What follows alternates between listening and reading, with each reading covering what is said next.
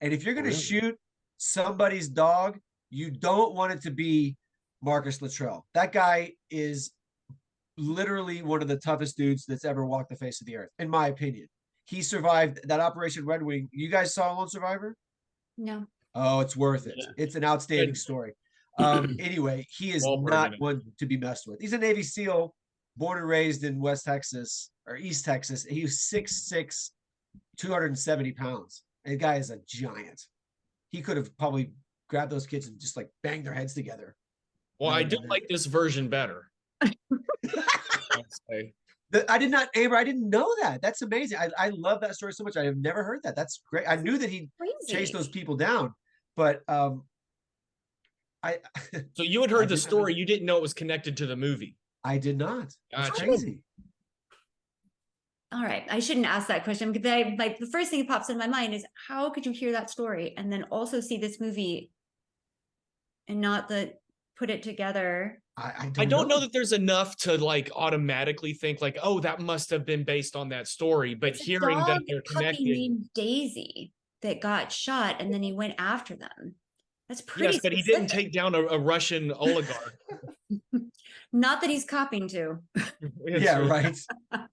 That's pretty incredible. But I mean, considering that it was based on just a small kind of event like that, like the writing for John Wick was so good. Like just the way they built stuff, the dialogue was like so believable but cool at the same time.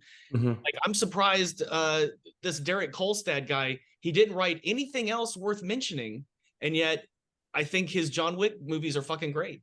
They're amazing. And I think so much too, like I would actually love to get a hold of one of his screenplays because I don't know what kind of a writer is. Does he direct on the page? Because so much of this franchise relies upon the strength of the directing. I mean, the scene mapping, the choreography, the shot selection, the cutting and the editing, like these movies could not stand without those. So I'm really curious to see how much of the heavy lifting is actually done by the writer. I think after seeing them, I would guess it's a lot of the directing.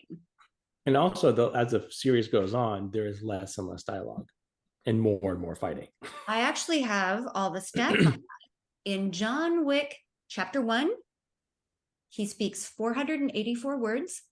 In John Wick Chapter 2, 499 words. Oh. In John Wick Chapter 3, 410 words, getting up there.